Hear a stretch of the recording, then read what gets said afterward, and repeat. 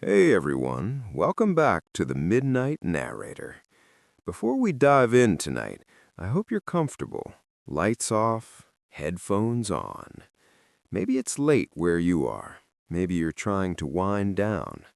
Perfect. Because the stories I'm about to share, they're the kind that stick with you. The kind that make you check your calendar, your clock, your phone. January, a month of new beginnings, fresh starts, resolutions. But for some people, January brought something else, something that ended before it could begin. The four stories I'm about to tell you aren't folklore, they're documented, dated, real. 4 different Januaries, 4 different people, 4 horrifying events that happened when the calendar reset. Most of you won't make it to story number 4. You'll click away at number 2, maybe number 3 when it gets too real. But if you're still here at the end, comment just the number 4. That's how I'll know you survived. Just remember, after tonight, you'll never look at January the same way. Because sometimes new beginnings are endings in disguise. This is 4 horrors that happened in January. January 8th, 2019, Fairbanks, Alaska. Temperature, minus 47 degrees with wind chill. Sarah Blackwell, 34, a wildlife photographer, was documenting the aurora borealis about 15 miles outside town. She'd done this hundreds of times. She knew the cold, respected it. Her husband, Marcus, expected her back by 11 p.m. She didn't come home. Search and rescue found her car at 9:23 a.m., engine running, heater on full blast, doors locked from the inside. And Sarah was inside, frozen solid. But here's the impossible part. The car's internal temperature was 74 degrees Fahrenheit. The heater had been running all night. She froze to death in a heated car. Her skin temperature at discovery, minus 12 degrees Fahrenheit, colder than the air outside. The windows were covered in frost, but the frost was on the inside. Sarah's body was in the driver's seat, hands gripping the wheel, eyes wide open, mouth frozen mid-scream. Her camera was on the passenger seat, still on, battery dead. The memory card held 247 photos.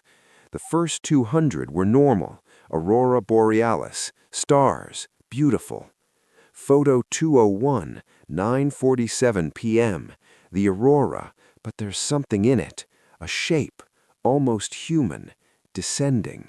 Photo 210, the shape is at her car window, a woman, pale, beautiful, wearing nothing despite minus 47 degrees Fahrenheit, smiling. Photo 215, the woman is changing, mouth opening too wide, skin turning translucent. Photos 225 through 240, rapid succession. The pale woman is inside the car, getting closer. Photo 241, just the woman's face, inches from the lens, eyes completely white, mouth impossibly wide. Photo 247, a selfie, taken at 10:17 p.m. But it's not Sarah holding the camera. It's the pale woman, sitting in the driver's seat, Sarah visible in the background, already frozen, eyes open, hand reaching for the door. The woman is smiling, and in the reflection of her white eyes, text, a list. Investigators enhanced it. Jennifer Torres, January 8, 2021. Michael Zhang, January 8, 2023. Emma Reeves, January 8, 2025. 3 weeks ago, still missing. Her car was found yesterday, heater running, doors locked, empty. But on the dashboard, a camera. The last photo, the pale woman, smiling, and in her eyes, a new name. They won't tell the press whose name it is, but if you live in Alaska and you're planning to photograph the aurora, maybe wait until February. Sometimes January is cold. Sometimes it knocks. January 15th, 2017, Portland, Oregon. The Meadowbrook apartment complex, 47 units, young families, normal Monday. At 3:47 p.m., a man appeared in the parking lot. Nobody saw him arrive. He was just there. Tall, maybe 6'5", thin, black suit, no coat despite 34 degrees Fahrenheit and rain. Multiple residents noticed him. He stood motionless for 20 minutes, staring at the building. At 4:09 p.m., he walked to the entrance. Security footage shows him approaching. He doesn't press the buzzer, just stands, facing the camera, and smiles. At 4:11 p.m., little Mia Rodriguez, age 7, came home from school. She had a key. The footage shows her hesitating. He says something. She relaxes, opens the door. He follows her inside. When Mia's mother arrived home, "Who brought you home, Mija?" "The January man. He helped with my backpack. He was really nice. He went to apartment 24. Apartment 24 was vacant, had been for 3 months. Police checked it, empty, dusty, but on the kitchen counter, wet footprints from the door to the center of the room, then stopping. Not at a wall, not at a door, just stopping, mid-room. Security footage, the man entered, never left, all exits monitored. They searched everywhere, nothing. At 8:34 p.m., Mrs. Chen called police. "He's back, in the parking lot, staring." Police rushed outside, empty lot. But Mrs. Chen took a photo to prove it.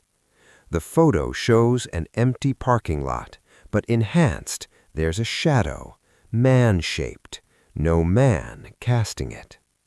At 9:17 p.m., the power went out, 6 seconds. When it came back, every apartment door was open, every single one. Wet footprints in every home, from the door to the center of rooms, then stopping. In apartment 24, written in the dust, "I came back. January 15th, 2018, same time."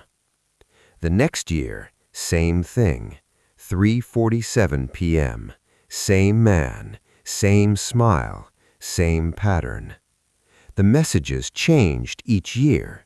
2019, 3 of us this time. 2020, we're growing.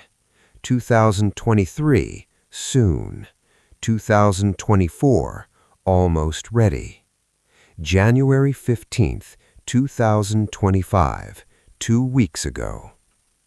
Police stationed at the building, every exit monitored.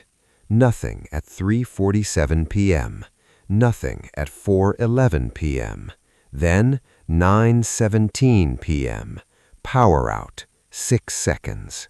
When it came back, the officers were alone, every resident gone, 183 people vanished. Cars in the lot, belongings in homes, dinners on tables, but every person gone. In apartment 24 on the wall, "Thank you for waiting. We'll be back next January. We're bringing them with us." The building is condemned now, but on January 15th at 3:47 p.m., people say you can see them in the windows, all 183 of them, standing, staring out, smiling. And if you stop to look, one of them waves, and you hear your front door open at home. Sometimes January knocks, and sometimes it calls. January 22nd, 2020, nationwide. This was suppressed. The FCC wouldn't comment. Phone companies denied it, but thousands experienced it, and I have the recordings. 2:22 a.m. Eastern Time, phones across the country began to ring.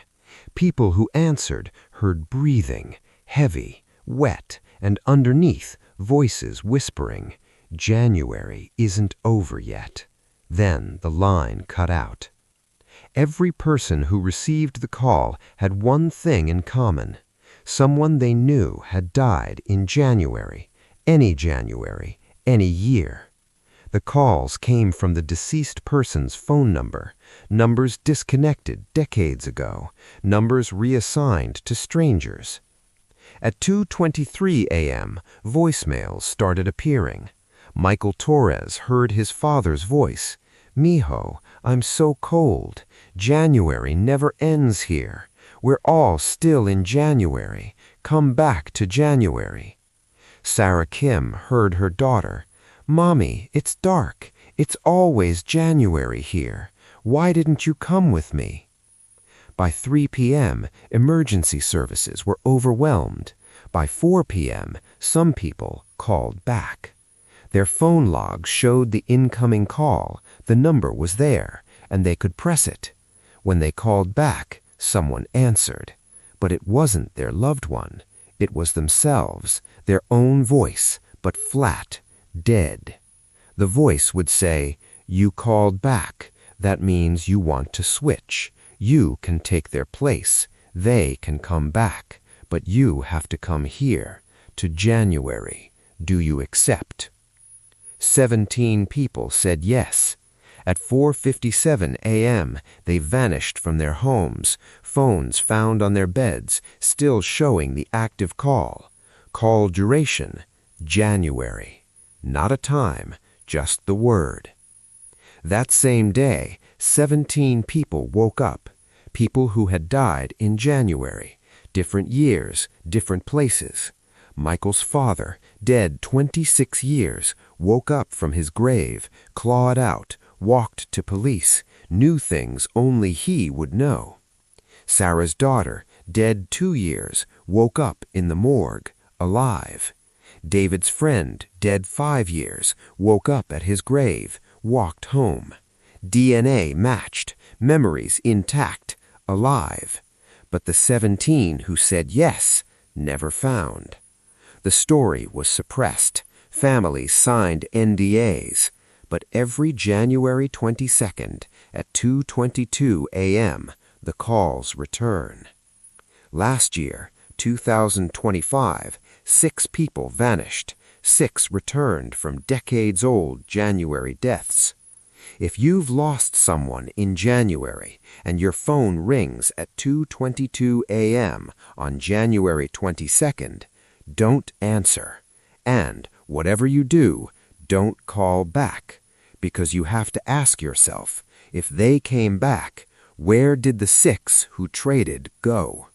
Are they in graves, in darkness, in cold, or are they somewhere else, somewhere called January, where it's always the 22nd, always 2:22 a.m., always cold, always waiting for the next trade? January takes, January trades, and sometimes January never ends. January 31st, 2016, Millbrook, New Hampshire. Population 847. Nothing ever happened in Millbrook until the last day of January. At exactly 12 p.m., noon, everyone simultaneously looked at their clocks and noticed something impossible. The date wasn't changing. Still January 31st, 12 p.m. Digital clocks, cell phones, computers, all frozen. Tom Brennan, high school physics teacher, checked online. Google showed January 31st, 2016, 12 p.m. EST. He refreshed. Still 12 p.m. He called his brother in Boston. "What time do you have?" 12 p.m. Why? They talked for 7 minutes. Tom's call log showed call duration 0000. Time had stopped. Clocks ran, seconds ticked, but the actual time didn't change. The sun stayed at noon, frozen. People tried leaving, drove to town limits, crossed them, pulled onto highways, but GPS showed them still in Millbrook. After an hour of driving, they'd find themselves back where they started. The town was looped. By estimated 3 p.m., clocks still said 12 p.m., everyone gathered at the high school. Tom remembered an old legend. In 1891, a harsh winter killed dozens in January. On January 31st, they held a mass funeral for 47 people. The preacher, Jeremiah Colton, gave a strange sermon about January being a liminal space, the dead waiting. He ended with, "May January always end, for if January chooses to stay, we all stay with it." The next day, he was found frozen in the heated church. Tom's plan? Force January to end. Count to midnight, together. 43,200 seconds. For what felt like 12 hours, all 847 people counted out loud. 1, 2, 3. They reached 43,200. Nothing changed. Clock still said 12 p.m. Despair, crying, screaming. Then Emma Willis, age 9, walked to the center of the square. She pulled out a calendar, flipped to January, and tore off the page. Everything shifted. The sun moved, rapidly sinking. Clocks spun, 12:01, 1 p.m., 6 p.m., faster and faster. 9 p.m., 11 p.m., 11:59 p.m. The clock struck midnight. February 1st, 12 a.m. Cheers, tears, relief. But Emma Willis was gone. They found her calendar on the ground. The torn January page wasn't there. Written on the February page in handwriting that wasn't Emma's. "Thank you for the trade. January is satisfied. For now." Emma was never found. Every January 31st since, at 12 p.m., the remaining residents hold their breath and watch the clocks. Last year, 2025, there were 93 residents left. At 12 p.m., time stopped for 6 minutes. When it restarted, there were 92. Someone was gone. No one knows who. No one wants to check. January 31st, 2026 is in 341 days at 12 p.m. Will time stop again? Will January ask for another trade? And here's the real question. What if it's not just Millbrook anymore? What if January is spreading? What if this year your town stops at noon? What would you trade to reach February? Would you give yourself or choose someone else? And that's 4. The frozen woman, the January man, the January calls, the last day. If you made it this far, if you're still here, comment the number 4 and tell me which story got to you the most. But here's what keeps me up at night. These aren't separate events, they're connected. January 8th, January 15th, January 22nd, January 31st. 4 dates, 4 opportunities. Opportunities for something to break through, to take, to trap. January is thin, the barrier between what is and what shouldn't be. It's the first month, the door, the beginning. And sometimes doors open both ways. We're still in January for 5 more days. At 12 p.m. on January 31st, check your clock. Make sure it's still moving. If your phone rings at 2:22 a.m. on January 22nd, don't answer. If you see someone in a black suit standing in your parking lot on January 15th, go inside. And if you're in Alaska on January 8th, photographing the aurora, look behind you. Make sure you're alone. Because January remembers, January waits, and January always comes back. Thank you for watching The Midnight Narrator. Subscribe if you want more stories like this. And sleep well if you can.